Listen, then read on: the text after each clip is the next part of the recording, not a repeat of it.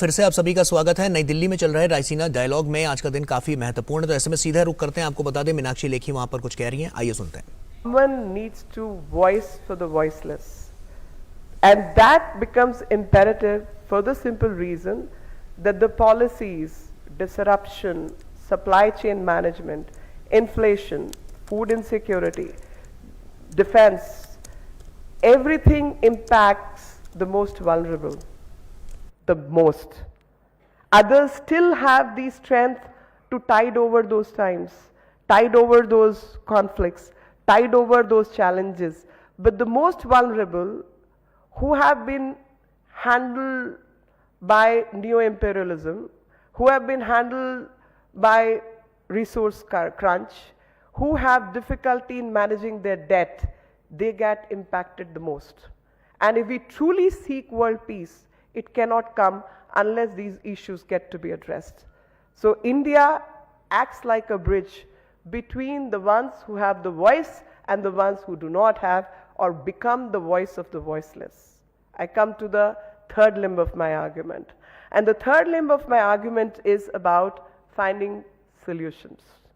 That when you have recognized the problem, you've decided to reform, you've decided to respect others, what action are you going to take?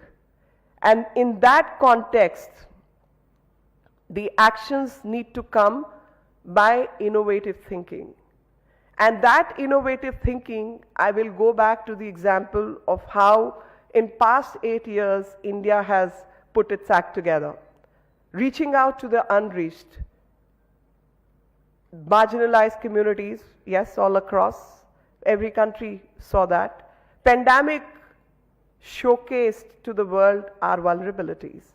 And when those vulnerabilities were brought forward, the vulnerabilities were the vulnerabilities of the kind that most developed countries, most affluent countries did not know how to help its own citizens.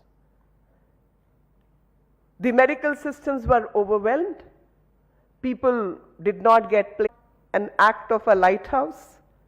That once we recognize the humanity is connected, once we recognize globally we are all one, and no one can be happy in pursuit of individual happiness. Happiness has to be collective. Once that aspect is recognized, you share. And I personally believe that COVID or pandemic would have changed many a people. It would have brought forward to the minds of many a people, ultimately, our lifespan on this planet is limited. The values we sow are going to continue much, much, much after when we are not there. And that is the civilizational value which Indians can bring on the table, because the perspective we look at things is something like 5000 BC, as I said, I began from there. 300, 400-year-old paintings is modern art gallery. Time frame, perspective, value is completely different. And once we know my time on this planet is finite, I'm not there forever.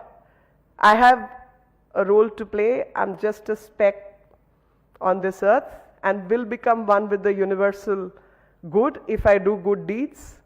That's all what will give comfort to a person. And once that comfort at individual level comes to us, we will have a different perspective on how to handle global good or global ill. And the global ill would be a pandemic, which I'm sure was not the first and will not be the last. How you handle that situation is what makes you different from others, and how you handle is when you comply with your own needs, you got to share it with others who are equally placed as you, and thus cooperation. Cooperation amongst all. There is no one who's big, there is no one who's small. And thus, the effort of cooperation as Indian experiences, we do not call it aid, we do not use the word grant, We call it developmental cooperation. India is running some 800 odd projects in 70 plus countries. Never ever you'll see any of our officials or politicians use the word, we give this in grant. No.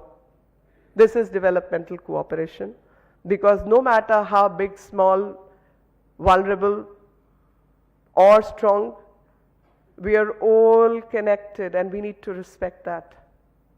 To have a stable global order for sustenance, for sustainability, we need to understand the word respect.